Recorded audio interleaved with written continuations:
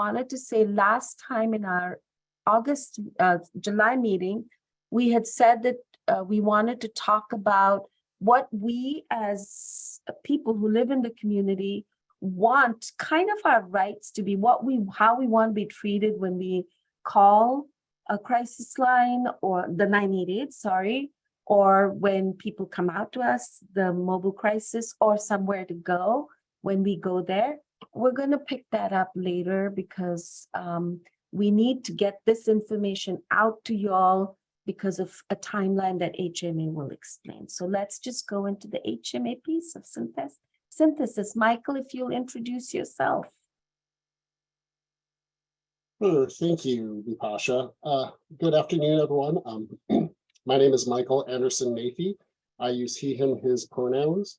And I am a collaborator or partner of HMA. So I'm working on the HMA team to support the CRIS and the work. In particular, I really have a lot of expertise in community engagement and equity, and so really help kind of advise the HMA team on those aspects. And so they've asked me to come and share a bit about this synthesis of someone to come and gaps and potentials, which we are hoping to get your input on over between now and the next couple of weeks, as well as really show you a document that we've created to really be transparent and accountable to how lived experience is informing the work of the CRIS.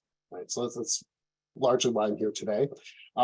Just so folks know, I do identify as a member of the queer community and as a mixed race, so light-skinned person of color, so both of those communities. And I do have lived experience. So both personally with some suicide ideation when I was younger, and then now as an adult with as a parent of a child with severe anxiety, and recently had a friend, a member of my community, died by suicide a couple of months ago. So this work is deeply personal to me as well as professional. And so I'm in awe of all the work that everyone here has done and all the ways you've contributed.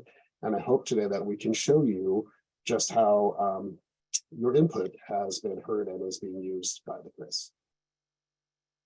All right, so let's go. So today we're going to show you, again, we're going to focus in on reviewing this synthesis document around someone to come, right? And that outlines the gaps that have been identified in our system and potential recommendations for addressing them. And as a part of that, we want to show you very explicitly how your input as a lived experience committee has informed that. And so we're going to show you a document, and then we're going to invite as much input as you'd like to give today.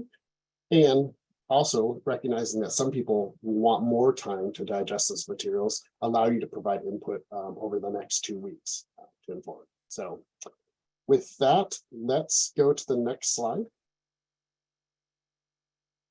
Okay, so here are the kind of goals which I've already talked about. We're going to, show you the synthesis document of gaps and potential recommendations.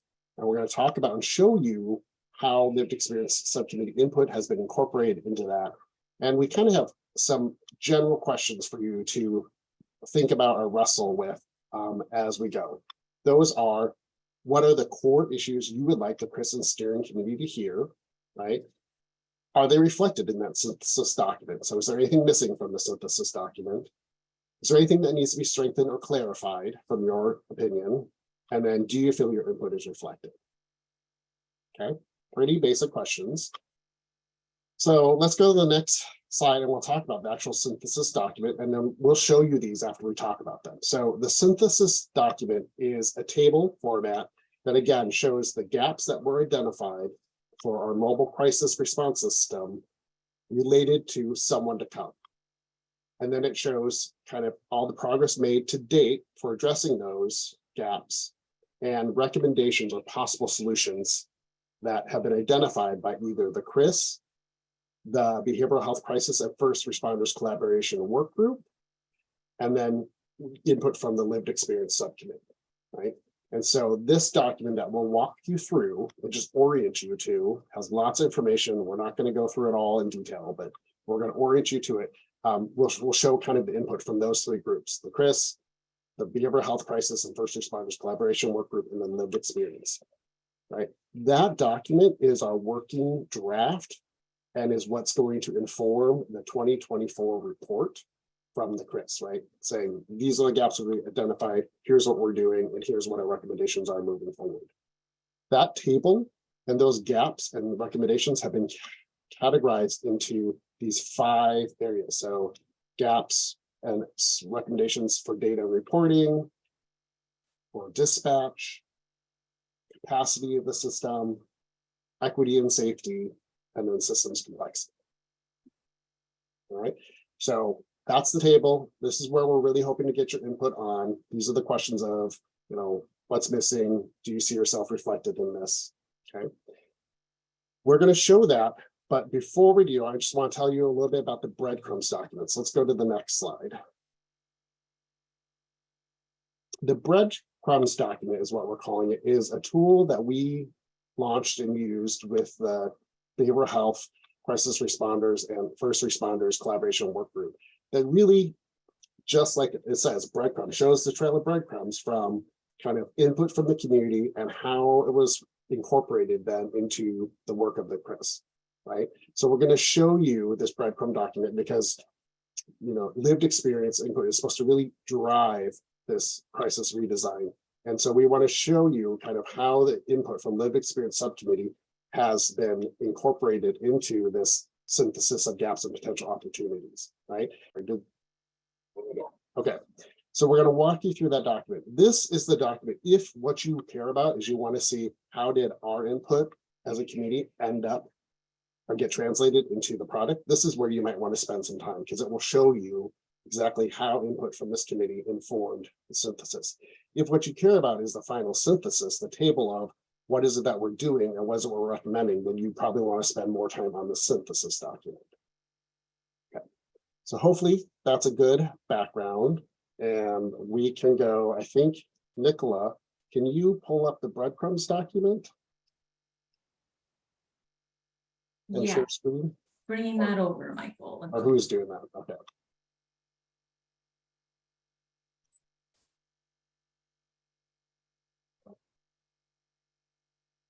Do you want me to share it, Nicola? I've got it, Brittany, but thank you. I'll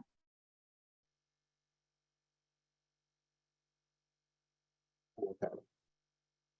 So this is the breadcrumbs document, and I'm just going to orient you to the table, talk you through it. Again, don't be overwhelmed by the content.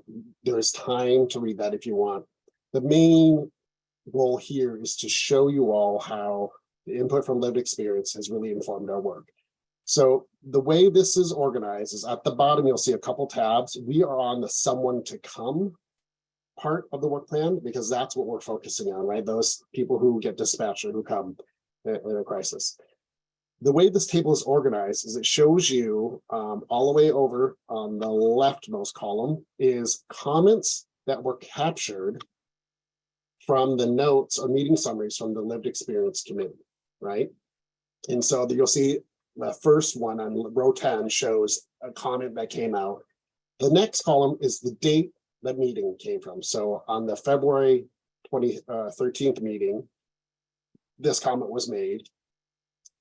We then sorted that comment into the different service continuum. In this case, because we're on someone to come, that's what you'll see all here is these are all comments related to someone to come versus a place to go, right? Or somewhere to call. Then we categorize the comments by, was it like a suggestion or possible, future recommendation? Was it a question or a request for more information? Was it a gap that someone noted in the system, right? We try to categorize that input. We further then categorize, once we had it by, service continuum and comment type, we then put them into one of those 5 categories that are tables in, capacity, data and reporting, dispatch, equity and safety, okay? And then you'll see how input is being incorporated. And so this will talk about whether or not the lived experience input that was captured in the meeting, did it align with some of the work already happening in CRIS? And if so, we noted it and color coded it yellow.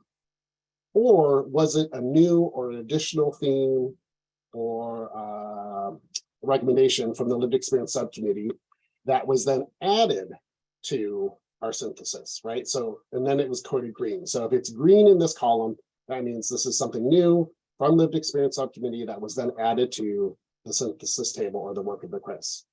So at a quick glance, you can see where your feedback and input as a committee align with work that was already happening in yellow, and where your feedback directly impacted or created a new kind of theme or body of work, and those are the green ones. Does that make sense?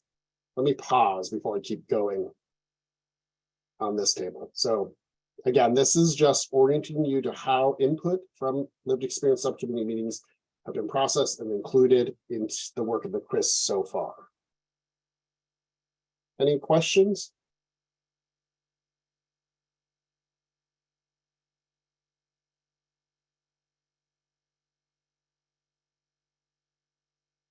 The goal here from a community engagement perspective is to, again, be transparent and accountable, right? For you all to spend your time and energy to give us input. We want to make sure then that you're seeing that input is being incorporated, reflected, considered, and then showing you the outcomes of how that feedback impacted the work. So that's what this table is for. Okay.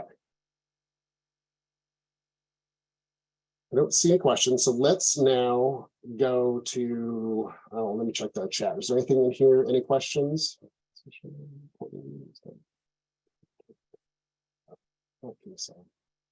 Okay. No questions so far. I'll read them out as we get them in chat. Oh, thank you, Kristen. Let's then go to the synthesis document. Now that you've seen kind of the process, the breadcrumbs, how we incorporate your input, let's look at the synthesis document, which is, again, where all of this input finally lands, and this is what informs the work of the CRIS moving forward. So this table, which I believe was sent out ahead of time, is a working draft, which means we're going to continue to improve upon it and add as we identify things that are missing, okay? This table has been organized. Again, this is about someone to come, right? And so what we have here is a table that shows in the columns, the first columns are those gaps that we identified in the mobile crisis response system, were then named. Next to that are the progress to date on addressing any of those gaps, right? That has happened. And then the third column is a place where we've put potential future actions or recommendations to continue to address those gaps. And then the last column is kind of opportunities for CRIS specifically, or the collaboration work group, like who can kind of take action on some of these recommendations. You'll see then that they are organized again by one of 5 categories. So the first one is the blue, says data reporting is this first part of the table, right? And then below that in bullet are the kind of high level summaries of, again, what were the gaps, what progress has been made to date.